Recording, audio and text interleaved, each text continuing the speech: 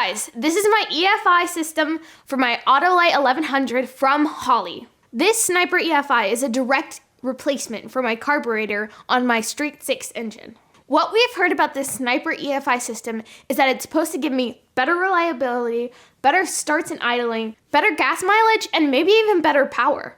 Holley says their EFI works great with ethanol blend gas, can work on engines up to 175 horsepower, and it's pretty cool that the system can tune itself. Let me give you a quick tour of what all we're installing. So starting off, this is the main Sniper EFI system. This is really the brains of the whole thing, and this is going to be directly replacing my carburetor. And it actually kind of looks like the original carburetor too, which is kind of cool.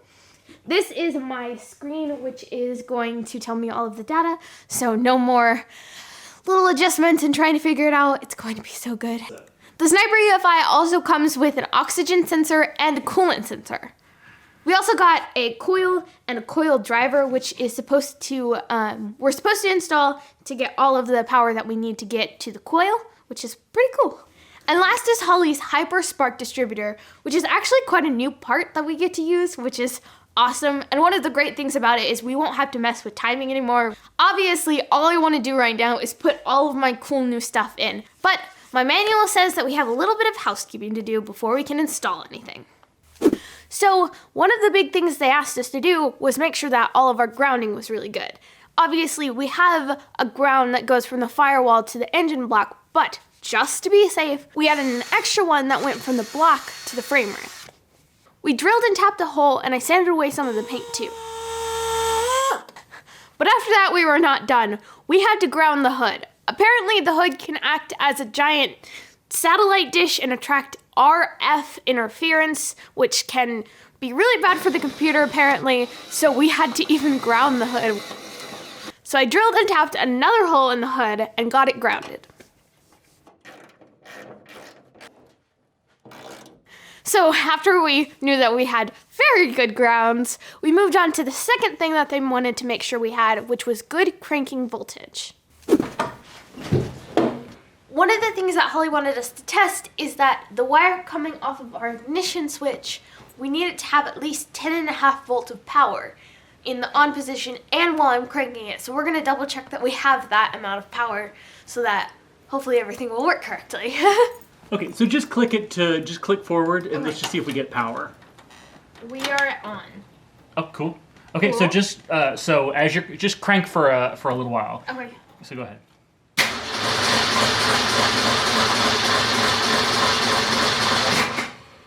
Go ahead again.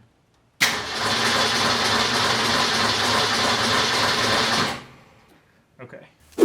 Okay, so that was not working as well as we wanted it to. Not quite enough power. Yes, but we have a solution.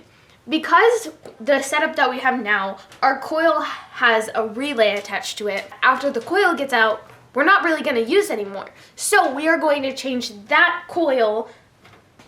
Relay. We're going to change that relay and make it go to the EFI system. So we're going to do our test again with the wires coming off of the relay, and we should have more than enough power. Let's see. Okay. Ready? Hang on. Okay, so switch to power. Okay, power. Okay, crank it.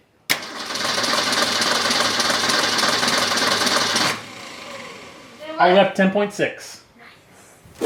Okay, so we have power. It is, after getting a little scared, it's very nice to have the relief of, we have enough power. It's gonna work. But now that we have all of the wiring and all of that stuff kind of done, we're getting into the really fun part and the part that this episode kind of promises, and we are about to take off our carburetor and start putting on some of our EFI stuff.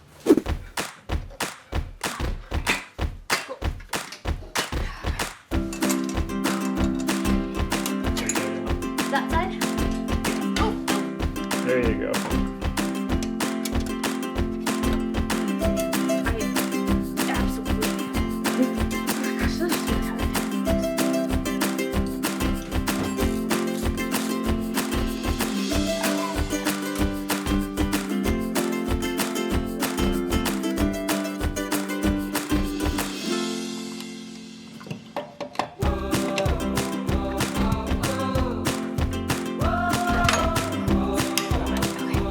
Now we're not gonna flood it.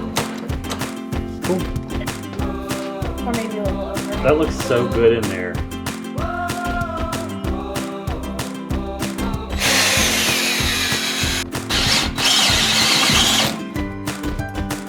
Nice. Cool.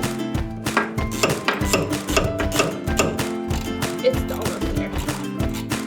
How's that feel? I can't move it. Doesn't look like it's going anywhere. Yeah, I can't move it. It's fun to put on there. Yes, never mind. Hard. Nice. Anybody want an old fuel pump?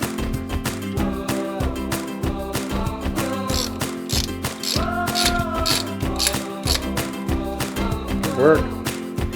That should be. Okay, so now we are going to get the old distributor out. First thing I have to do is take off the cover of it, the distributor, and then we need to get the engine to top dead center. Because we don't have our valve cover off, and because we don't want to do that again, we are going to use a method that most people actually use, which is you stuff a little bit of like paper or something in whatever spark plug hole, and then when it's at the compression stage, it'll like fly out. So it should be interesting. Dang. Okay. Wait, but like it's moving now. It's moving now? Like it had just moved, yeah. It moved. Moved again? Huh? Maybe I should just put my thumb in there. Yeah, put your thumb over it. Yeah, so did you take the paper towel out? Yep. Good. So just seal it up as best you can.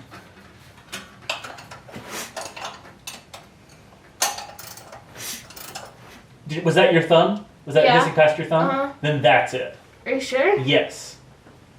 A little more. There you go. That's it? Yep. TBC? Okay, so it's turning back the other way. Yeah. Cool.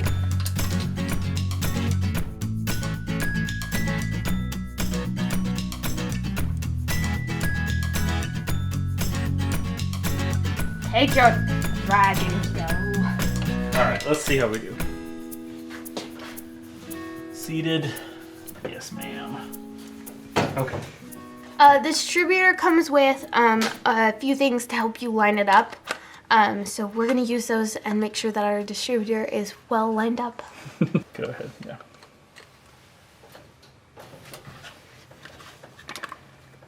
And then you just rotate it.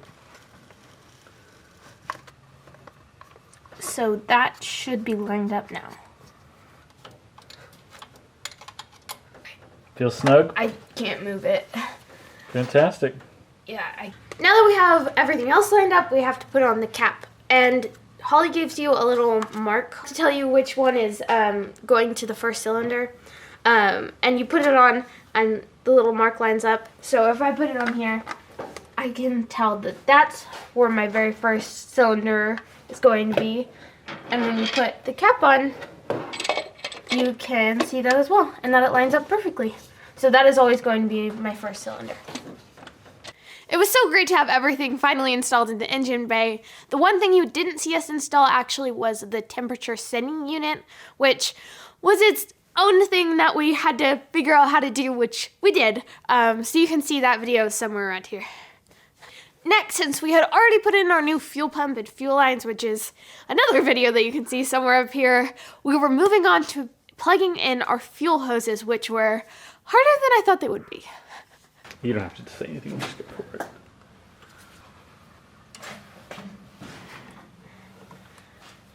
I don't know how hard it is to get these guys on there. Well, I will do it first try, because I'm so strong. No struggles here. And it goes all the way up into that. I know! Do you need a hand? No! Sure I can't help you? Yes! Move! Twisting might I'm help just too. taking a break. Atta girl. Yeah, twist and push. Nobody asked you! You got it. All the way up there. I know! Heave! Heave! This is good enough. Here you go. Yeah, no! Don't you dare! No! No! No! I don't know if I got it all the way up there. Did it go all the way up? I'm just gonna make you push all of them on. It's like thick. Boy, it's really big. No, it's gonna be all right. I'm just gonna do that.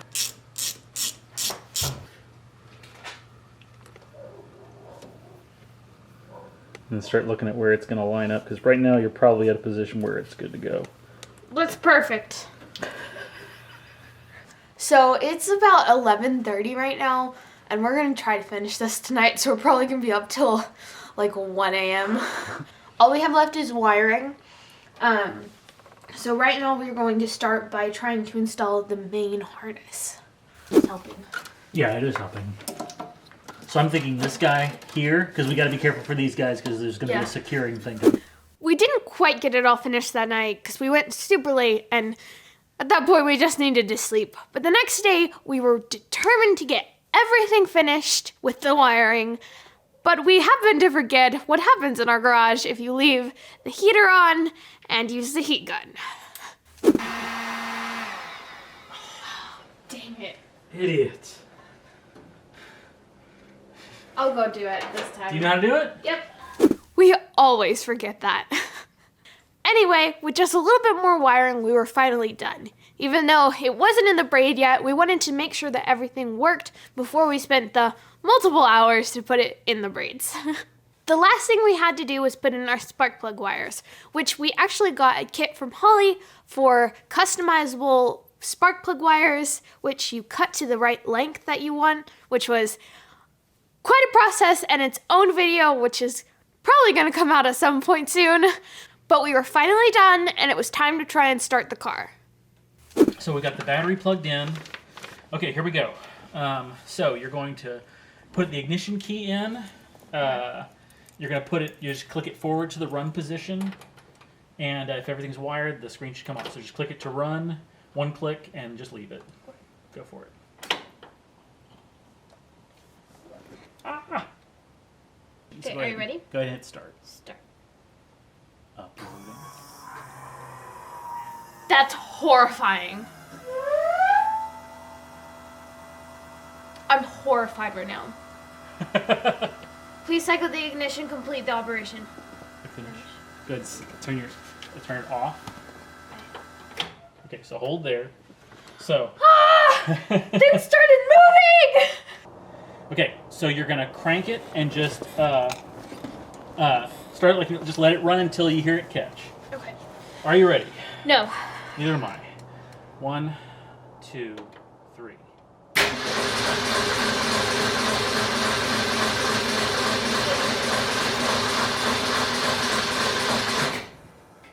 Okay. Try again. 3.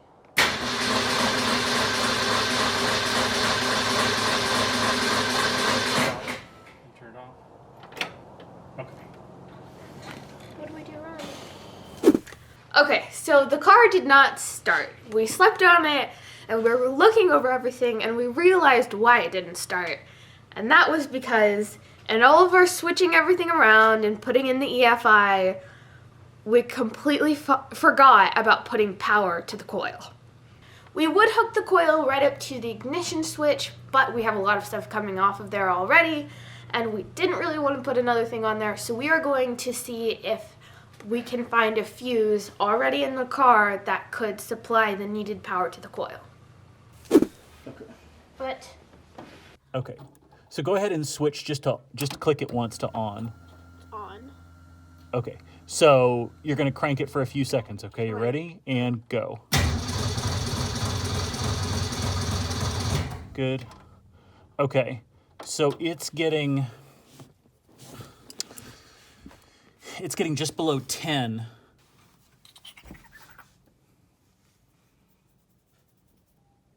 All right. Okay. Good deal. Click her off. So that didn't work. So everybody who knows about cars knows what's coming, and that is our fourth relay. So we got this fuse tap, And now we are going to see if it fits, because that is always a worry. And that is going to be what we plug into our relay to turn on the coil. We do it with the wire facing down. I think that's going to be... I don't think you can. Oh, okay. Does it plug in? Yeah, it's in. Yay! All right, battery going on. Okay, Al, go ahead and give me power. Power. Good, and crank it for a couple of seconds. Good. Perfect. Looks good. We had almost like 10.7, 10.6, something like that. Okay, we're all wired up, and now it is time to try and start Carl. Okay, you ready? 1, 2, 3. It may have been a little flooded. Just try it again. Just try it again. It's okay. All right, go ahead.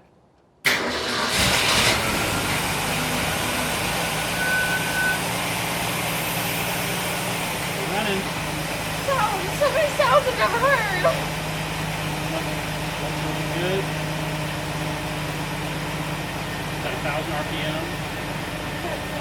It started up so great, and what a better way to celebrate than taking it for a drive. All right, let's take it for a drive. Oh, I Ready? need to put my seatbelt on. Go ahead, crank him up. Dad, seatbelts so we can be safe. Yes. Dora the Explorer taught me that. Okay, ready? Yeah, go for it. With the hood down, man. that sound. It's It's beautiful. Oh, and then it goes down to the mwah. All right, let's take him for a drive. Oh, I haven't driven him. Now in my so long. lovely. All right. Do I look cool, FBI agent? You look so cool. Do I look retro? Do I look like I could go drive this car? Yes. Okay, ready? Let's do it. Oh, parking brake. Let's just do let's turn right. We'll do a nice cruise out of the neighborhood. How's it feeling?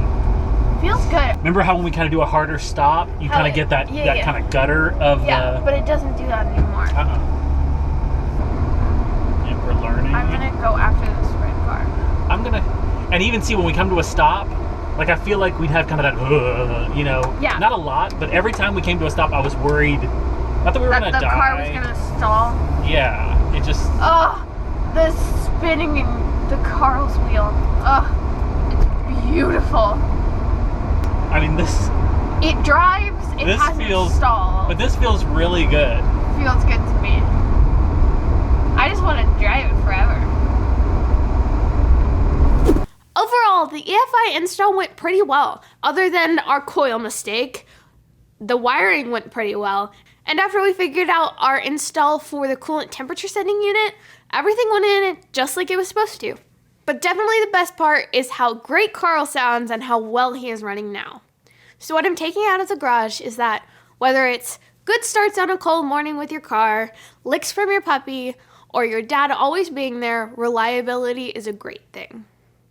Thank you so much to Holley for basically sponsoring the past 3 episodes. Learning about how an EFI is different from a carburetor and how much that's going to help my car has been amazing, and the process altogether was just great to do. As always, thank you to my executive producer, Drew Carter. And if you would like to support me, go to my website at elliesgarage.com where you can find a link to my Patreon and merch. I will see you next time in the garage.